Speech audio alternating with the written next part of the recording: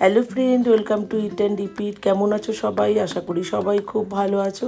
আজকে তোমাদের দারুণ স্বাদের একটা সোয়াবিনের রেসিপি বানিয়ে দেখাবো।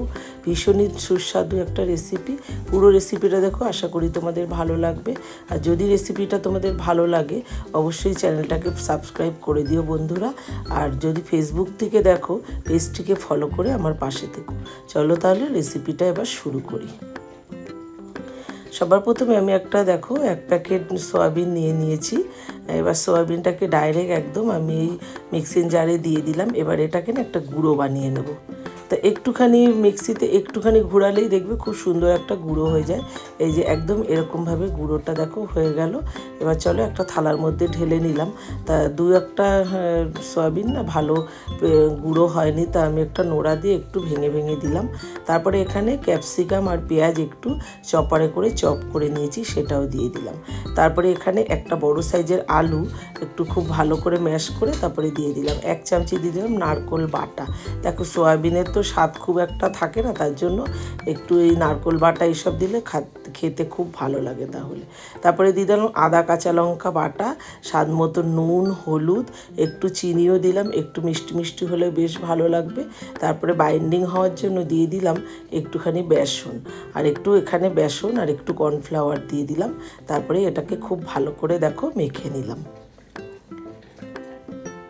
তো খুব ভালো করে মেখে এই যে দেখো একটা ডোয়ের মতন বানিয়ে নিলাম। এবার আমি হাত দিয়ে একদম ওই যে চিকেন সসেস যেমনভাবে বানাই তা সেইভাবেই আমি দেখো এরকম হাত দিয়ে একটু মোটা মোটা করে এই যে 4টে এরকম করে নিয়েছি। তারপরে এটাকে আমি একটা পাত্রের মধ্যে দেখো একটু জল বসিয়ে দিলাম। তারপরে উপরে একটা স্ট্যান্ড বসিয়ে ওপরে আবার একটা জালি মতন বসিয়ে দিয়ে তারপরে এটাকে আমি ভাপ দেবো 10 মিনিটের মতন। তা 10 মিনিটের মতন একটু থালা দিয়ে ঢাকা দিয়ে দিলাম। 10 মিনিট পরেই দেখো ঢাকনাটা তুলে নিলাম। এবার দেখো একটা কাঠি দিয়ে আমি দেখছি, তা দেখো একদমই ক্লিন এসছে, ভেতরটা একদমই হয়ে গেছে। তারপরে নামিয়ে একটু ঠান্ডা করে নিলাম। এবার আমি এগুলোকে পিস পিস করে কেটে নেব। তো এইভাবে সয়াবিনটা খাবে, দেখবে ভীষণ ভালো লাগে। অনেকেই সয়াবিন পছন্দ করে না, অনেকে খুব পছন্দ করে। যেমন আমার ঘরে আমার ছেলে ভীষণ ভালোবাসে সয়াবিন খেতে, ওকে যেইভাবে রান্না করে দিই সেইভাবেই খায়। তবে আমি একদমই জানো তো ভালোবাসি না সয়াবিন খেতে। তা এইভাবে একটু বানিয়ে দেখলাম, তা দেখলাম বেশ ভালো লাগে খেতে। এই যে দেখো একদম এরকম পিস পিস করে কেটে নিয়েছি। তারপরে চলো রান্নাটা এবার শুরু করি। এবার কড়াইতে দিয়ে দিলাম সর্ষের তেলেই রান্নাটা করবে, তাতে খুব ভালো হবে। তারপরে এই যে কেটে কেটে সয়াবিনের টুকরোগুলো নিয়েছি, এগুলোকে আমি এইভাবে টুকরোগুলোকে ভেজে নেব অল্প অল্প করে। এই যে একদম খুব তাড়াতাড়ি করে ভাজাটা কিন্তু হয়ে যায়।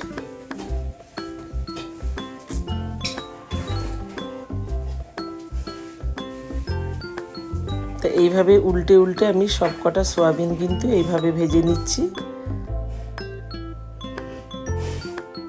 তা দেখো পুরো সয়াবিনের বড়াগুলো আমার ভাজা হয়ে গেল। তারপরে কড়াইতে আবারও একটু তেল দিয়ে পেঁয়াজ বাটা দিয়ে দিলাম। তা চাইলে কিন্তু এটা একদম নিরামিষও করতে পারো, শুধু আদা বাটা জিরে বাটা এসব দিয়ে। তবে আমি একটুখানি পেঁয়াজ রসুন দিয়েই করলাম, তা এটাতেও ভালো লাগে। আর ওইভাবে যদি একদম যারা নিরামিষ খায় সেইভাবেও কিন্তু করতে পারো। পেঁয়াজটা একটু লাল লাল হয়ে ভাজা করে নিলাম। তারপরে একটু রসুন বাটা দিয়ে দিলাম, আদা বাটাটা এখনও দিইনি। তা এই যে টমেটো বাটা দিয়ে দেওয়ার পরে আদা, তারপরে কাঁচা লঙ্কা, 2-4টে কাজু বাদাম আর 1 চামচি মতন সাদা তিল বেটে এটাও দিয়ে দিলাম। তারপরে স্বাদ মতো নুন, হলুদ আর কাশ্মীরি লঙ্কার গুঁড়ো দিয়ে দিলাম। তবে আদা বাটাটা কিন্তু অবশ্যই দেবে, সয়াবিনে আদা বাটাটা ভীষণ ভালো যায়। আদা বাটা না দিলে দেখবে সয়াবিনে একটা গন্ধ থাকে, তো সেটা দেখবে খুব সুন্দরভাবে চলে যায়। তারপরেই দেখো আমি একটু কাসুরি মেথি দিয়ে দিলাম। আবারও একটু ভালো করে কষিয়ে নিচ্ছি। একটু মিক্সিং জারটা ধুয়ে একটু জল দিয়ে দিলাম, দিয়ে তারপরে ভালো করে এই যে কষিয়ে নিচ্ছি। যখন এরকম দেখবে একদম কষাতে কষাতে রঙটা চেঞ্জ হয়ে যাবে আর এই যে তেল ছেড়ে এসছে, দেখতেই পাচ্ছ। এবার কিন্তু কষানো হয়ে গেছে। এবার আমি দিয়ে দেবো এর মধ্যে পরিমাণ মতন জল। এবার দেখো জলটা যখন ফুটে একদম ঝোলটা একদম তৈরি হয়ে গেছে, একদম রেডি হয়ে গেছে ফুটে, তখন আমি দিয়ে দিলাম কিন্তু গরম মশলা আর ঘি। এখনও সয়াবিনের বড়াগুলো আমি এখনও দিইনি, একটু একদম নামানোর আগেই দেব, তাতে যদি ভেঙে যাওয়ার ভয় থাকে সেটা কিন্তু একবারও হবে না। তাই এই যে একদম কমপ্লিট রান্না হয়ে যাওয়ার পরে তারপরে আমি এই সয়াবিনের বড়াগুলোকে দিয়ে একদম 2 মিনিটের মতন একটু ফুটিয়েই তারপরে নামিয়ে নিলাম। তারপরে সবশেষে দিয়ে দিলাম একটু ফ্রেশ ক্রিম। এটা একদমই অপশনাল, যদি ঘরে থাকে তাহলে দিও, আর না থাকলে না দিলেও চলবে। তারপরে দেখো এই যে সয়াবিনের এই রেসিপিটা কিন্তু হয়ে গেল। দারুণ টেস্টি হয় রেসিপিটা, একবার বানিয়ে দেখো বন্ধুরা। যারা সয়াবিন একদমই পছন্দ না করে তাদের বানিয়ে দেবে, একদমই বুঝতে পারবে না, এতটাই স্বাদ হয়। তাহলে চলো আজ আসি, দেখা হবে পরের রেসিপিতে। সবাই ভালো থেকো, টাটা।